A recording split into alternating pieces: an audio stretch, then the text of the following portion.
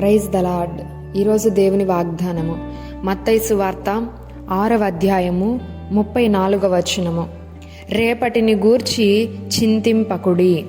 ఈరోజు పరిశుద్ధాత్మ దేవుడు మనతో మాట్లాడుతున్నటువంటి దేవుని వాగ్దానం ఏమనగా, చాలా మందిలో ఉన్నటువంటి భయము, చాలా మందిలో ఉన్నటువంటి ఆందోళన, రేపేం నా పరిస్థితి ఏమిటి, నా జీవితంలో ఏం జరగబోతుంది, ఈ ఉద్యోగం వస్తుందా రాదా, పిల్లలు పుడతారా పుట్టరా, ఎగ్జామ్స్కి చాలామంది ప్రిపేర్ అవుతున్నటువంటి వారు ఉన్నారు. ఎలా రాస్తానో ఎగ్జామ్స్, ఫెయిల్ అవుతానేమో, రకరకాల భయాలండి ప్రతి ఒక్కరి జీవితంలో కూడా కనబడుతున్నాయి. దేవుని యొక్క వాక్యం అంటున్నది, రేపటిని గూర్చి నీవు చింతించవద్దు. ఎందుకంటే నీవు చింతించి నువ్వు బాధపడినంత మాత్రాన రేపేమి జరుగుతుందో ఆ జరగబోయే దానిని నీవు ఆపలేవు. కాబట్టి నువ్వు ఏం చేయాలి? చింతింపకుండా ఏం చేయాలంటే, నీ జీవితంలో ఉన్న ప్రతి ప్రశ్నకు కూడా సమాధానము ఖచ్చితంగా ఉంది. అది మొదట నువ్వు నమ్మి విశ్వసించాలి. నా స్థితి ఇలాగే ఉండిపోతుంది జీవితకాలం అంతా అని నువ్వు ఎప్పుడు కూడా నీ స్థితిని బట్టి నిన్ను బట్టి నువ్వు నమ్ముకోవద్దు.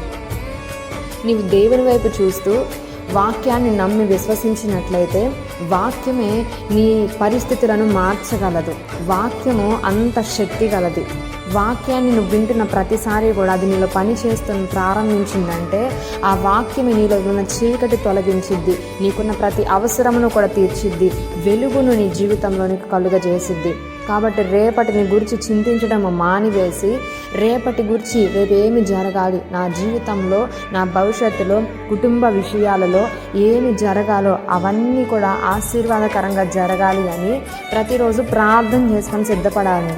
అలా సిద్ధపడితే చాలండి, ఖచ్చితంగా దేవుడే మన జీవితాల్లో అద్భుతాలు చేస్తాడు. అలా కాకుండా ఏం జరుగుతుందో అని టెన్షన్ పడుతూ భయపడుతూ ఇక నా జీవితం అయిపోయింది అని రకరకాల తొందరపాటు నిర్ణయాలు తీసుకున్నామంటే అవి వ్యర్థమే, కానీ వాటి వలన ఉపయోగం ఉండదు. కాబట్టి ఈరోజు చింతించడం మానివేసి మన చింతను ప్రార్థన రూపంలోనికి తీసుకొచ్చి ప్రార్థన చేద్దాము. తప్పకుండా ప్రభువు ఇచ్చి మేలులు మనందరం కూడా ఈరోజు పొందుకొందుముగాక. ఆమేన్.